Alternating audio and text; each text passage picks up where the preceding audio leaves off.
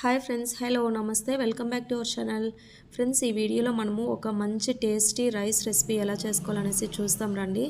అదేంటంటే దీంట్లో వెజిటేబుల్స్ ఇంకా మష్రూమ్స్ అన్నీ వేసాను నేను. ముందుగా అయితే బిర్యానీకి మనం ఏమేమి వేస్తామో ఆ స్పైసెస్ అన్నీ కూడా వేసి బాగా ఆయిల్లో వేయించాను. తర్వాత వెజిటేబుల్స్ ఇంకా మష్రూమ్స్ వేసి పచ్చివాసన పోయేదాకా వేయించాను.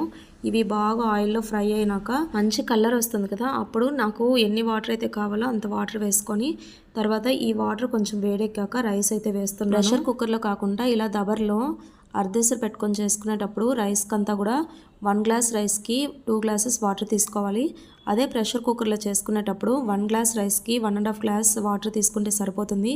ఇంకా విజిల్ కూడా 1 విజిల్ వచ్చితే సరిపోతుంది. అప్పుడే మనకు రైస్ అనేది స్టిక్కీగా లేకుండా పొడి పొడిగా ఉంటుంది.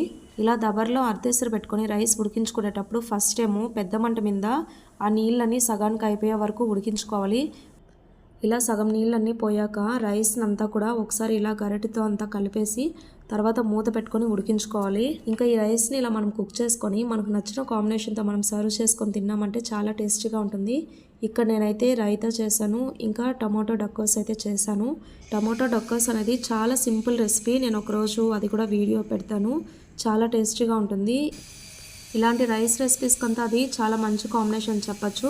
అది ఓన్లీ మనము 3 ఇంగ్రీడియంట్స్తో చేస్తాము. అదేంటంటే టమాటో, ఇంకా వెల్లుల్లి, తర్వాత ఎండుమిర్చి, ఈ 3తోనే మనం చేసేది.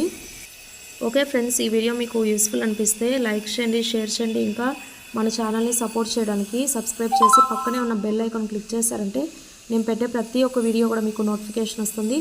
సో మళ్ళీ ఒక మంచి వీడియోతో కలుస్తాం. బాయ్.